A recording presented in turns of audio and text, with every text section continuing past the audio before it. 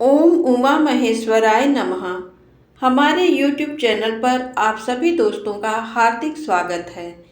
शिव महापुराण रुद्र संहिता पार्वती खंड में 48वें अध्याय की कथा आज आप लोग सुनने वाले हैं। शिव पार्वती जी का विवाह आरंभ। दोस्तों, कथा शुरू करें उससे पहले आप लोगों से विनम्र निवेदन है, यदि कहानी अच्छी लगे तो कृपया मेरे चैनल को एक लाइक अवश्य कर दिया करें और इसे सब्सक्राइब भी करें, क्योंकि आपसे ही YouTube चैनल पर हम हैं। यदि आपका सहयोग प्यार नहीं मिलेगा तो दोस्तों कोई भी आगे नहीं बढ़ सकता है। इसलिए आप लोगों से विनम्र निवेदन है, कृपया मेरे चैनल को अपना सहयोग, अपना प्यार अवश्य दें। आइए कथा को जानते हैं। 47वां अध्याय यानी कल की कथा में आप लोग ने सुना, महादेव जी ने अपनी वधू होने जा रही देवी पार्वती जी का पूजन किया। इस प्रकार एक दूसरे का पूजन करने के पश्चात वर वधू शिव व पार्वती वहीं वेदी पर बैठ गए। उनकी छवि अत्यंत उज्जवल और मनोहर थी। दोनों वहां बहुत शोभा पा रहे थे। तब लक्ष्मी आदि सभी देवियों ने उनकी आरती उतारी। अब आगे शिव पार्वती जी का विवाह आरंभ। ब्रह्मा जी बोले, हे नारद, गर्ग मुनि की आज्ञा के अनुसार शैलराज हिमालय ने कन्यादान की रस्मों को निभाना शुरू किया। शैलराज प्रिया मैना जी सुंदर वस्त्र आभूषणों से सुसज्जित होकर हाथों में सोने का कलश लेकर अपने पति हिमालय के दाहिने भाग में बैठी हुई थी। शैलराज हिमालय ने भगवान शिव का पाद्य से पूजन करने के पश्चात सुंदर वस्त्रों, आभूषणों एवं चंदन से उन्हें अलंकृत किया तथा ब्राह्मणों से बोले कि हे ब्राह्मणों, अब आप कन्यादान हेतु संकल्प कराइए। तब श्रेष्ठ मुनिगण सहर्ष संकल्प पढ़ने लगे।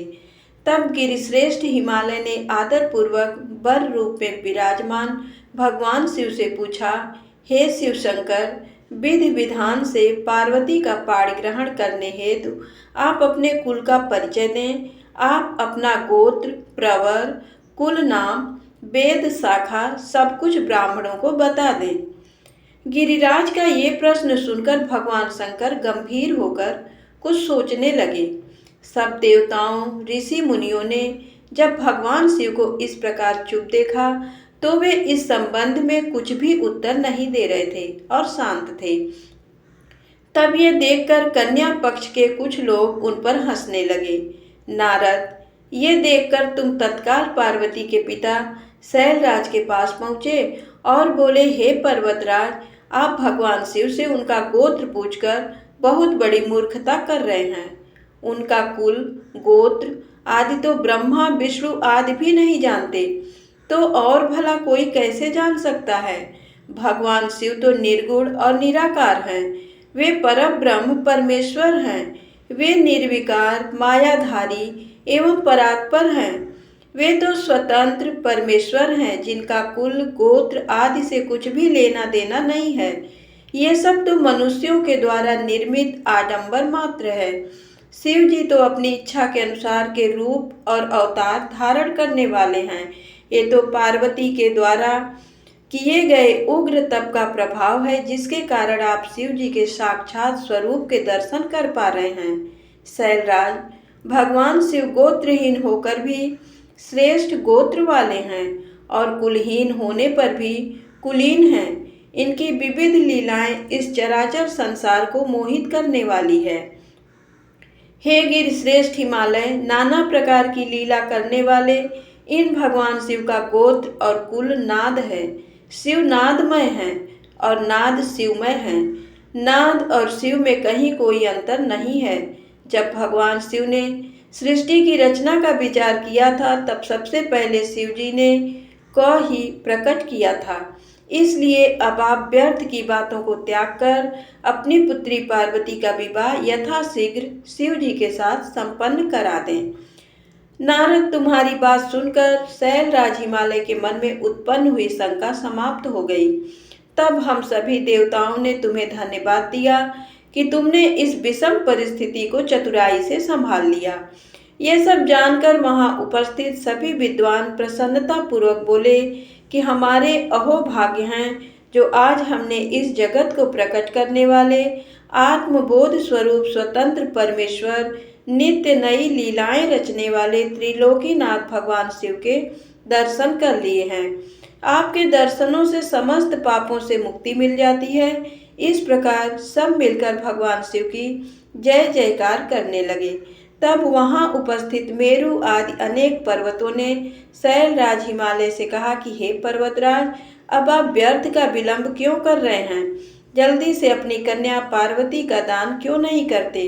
तब हिमालय मैना ने प्रसन्नता पूर्वक अपनी पुत्री पार्वती का कन्यादान कर दिया। कन्यादान करते समय पर्वतराज बोले, हे परमेश्वर करुणा निधान भगवान शिव, मैं अपनी कन्या पार्वती आज आपको देता हूँ। आप इसे अपनी पत्नी बनाकर मुझे और मेरे कुल को कृतार्थ करें। इस प्रकार शैलराज हिमालय ने अपनी पुत्री पार्वती का हाथ व जल भगवान शिव के हाथों में दे दिया। तब सदाशिव ने वेद मंत्रों के वचनों के अनुसार मंत्रों को बोलते हुए देवी पार्वती का हाथ लेकर पृथ्वी का स्पर्श करते हुए लौकिक रीति से उनका पाणी ग्रहण स्वीकार किया। इस प्रकार गिरिराज के कन्यादान करते ही चारों ओर शिव पार्वती की जय जयकार की ध्वनि गूंजने लगी। गंधर्व प्रसन्नता पूर्वक उत्तम गीत गाने लगे और सुंदर अप्सराएं मगन होकर नाचने लगी। सभी इस मंगलमय विवाह के संपन्न होने पर मन में बहुत प्रसन्न थे। ब्रह्मा, विष्णु, इंद्र आदि सभी देवता भी बहुत प्रसन्न हुए।